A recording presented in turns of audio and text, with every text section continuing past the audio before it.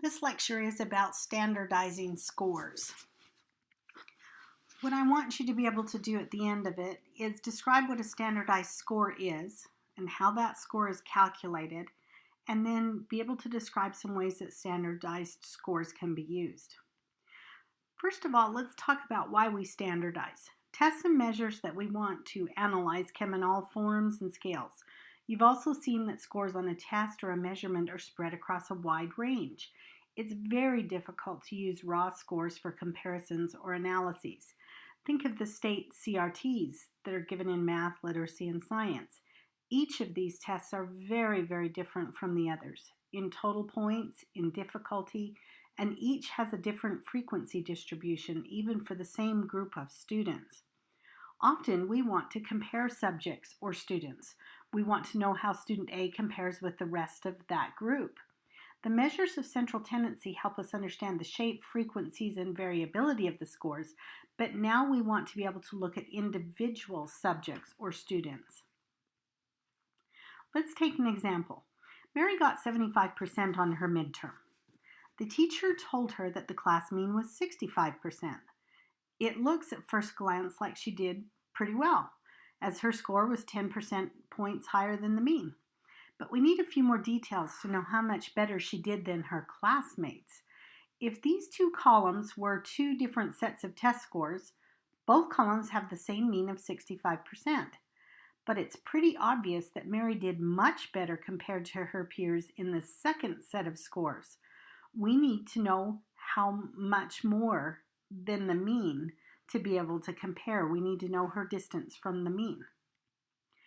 When we transform a raw score into a standard score, we are turning it into a number that shows how many standard deviations above or below the mean it is.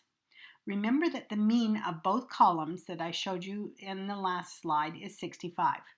For column 1, the standard deviation is 28.72. There is a lot of variability in the scores. So Mary's score of 75 in the first column is very close, but a little above the mean of 65. Her Z-score, or standard score, calculates to a positive 0.35. So in other words, she is about a third of a standard deviation above the mean. Now look at column 2. In this column, the standard deviation is 7.5. There isn't as much variability. Mary's score transforms to a Z-score of 1.33, or 1 1/3 standard deviations above the mean. To get a visual, just look at the distance between Mary's score in the first column and the mean that's represented by that red line. Now look at the distance between her score in the second column and the distance up to the mean. That's all that a Z-score is measuring in units we call in standard deviations, is how far above or below the mean. It's really quite easy to calculate the Z-score. You have to know the standard deviation and you have to know the mean, the raw score mean. And then you simply take the difference between the raw score minus the mean, and then you divide it by the standard deviation, and you get how many deviations away from the mean it is. So let's try a couple, or at least one. Let's transform a score of 51 to a Z-score.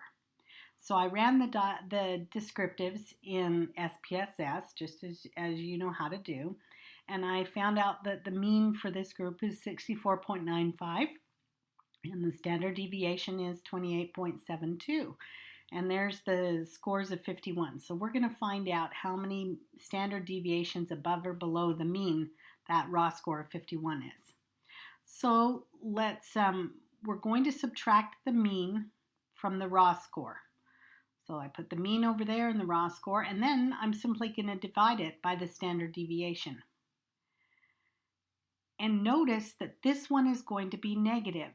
In other words, this raw score of 51 is below the mean of 65. So when I subtract it, I've got to keep that negative sign there. And then when I divide it out, we finally divide it by the standard deviation, and we find that a score of 51 transforms to a Z-score of negative 0.49. It's about a half of a standard deviation below the mean. We call them Z-scores, but we do not just standardize scores on tests. Anything can actually be standardized. Perhaps we have a community where an income of $82,000 per year is standardized, and that $82,000 per year becomes 0.58 standard deviations above the mean. That's a pretty nice community to live in. What if your standardized IQ score was a negative 0.35? That would mean that the IQ score is 0.35 of a standard deviation below the mean. Let's look at the last example. I like this one. Who is heavier compared to their gender group, Ted or Angie? Well, if Ted weighs 70 pounds and Angie weighs 65 pounds, we know that Ted's heavier than Angie, but we want to compare Ted to the boys and Angie to the girls.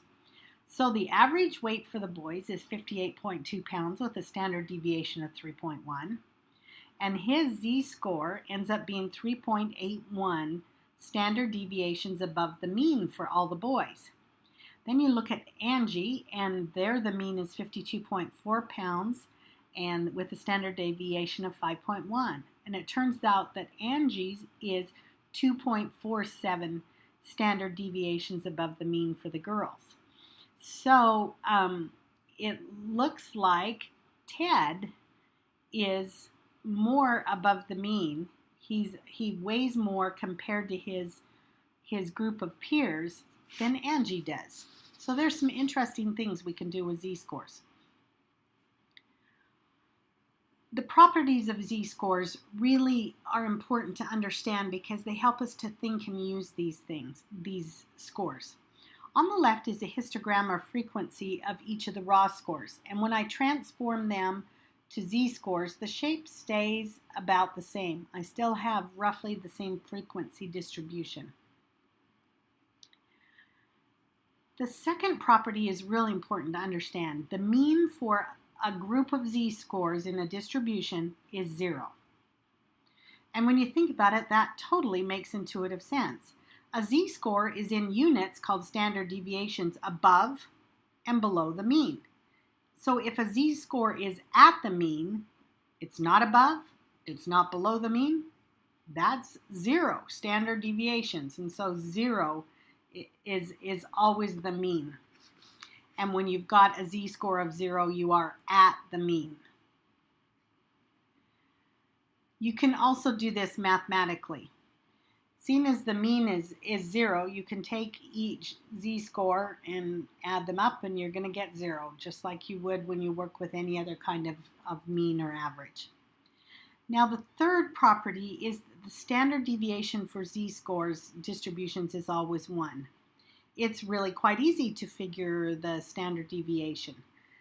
You're taking the mean away from each Z-score, so it's just the Z-score. It doesn't change. We square each Z-score and add them up, and in this example they add up to 19.015, and then we divide that by 1 less than the number in the sample. You'll remember the n-1 for the raw scores standard deviation formula. So we divide it by 19, and the standard deviation for any set is always 1. It'll be 1 for every set of Z-scores. It's pretty obvious that standard scores can be used in a lot of ways. Your textbook describes how a composite score can be created by combining different weights of different standard scores. So remember that tests being combined would all have different means and different distributions. So when we turn the test scores into Z-scores, we can then weight each Z-score a certain amount, and you can end up with a composite score that's more mathematically sound. We also sometimes transform Z-scores, and that's because it's just not intuitive for folks to understand that she's 0.37 below the standard deviations below the mean. That isn't the kind of language that people understand. They tend to need numbers that make more sense. So we can make them people-friendly and more intuitive, and transforming Z-scores is often done in measurements like IQ tests that we use a lot across the world, and everybody knows an IQ test, the mean is 100 and the standard deviation is 15. And that's because we've transformed the scale. We've first calculated a Z-score and then we have transformed it. And transforming Z-scores and distributions let you pick the mean. You can say the mean is 50 if that intuitively just sounds comfortable to use, and you can pick your standard deviation too. You can call it 10 or 20 or whatever you want to. So that's just a little bit on standardized scores.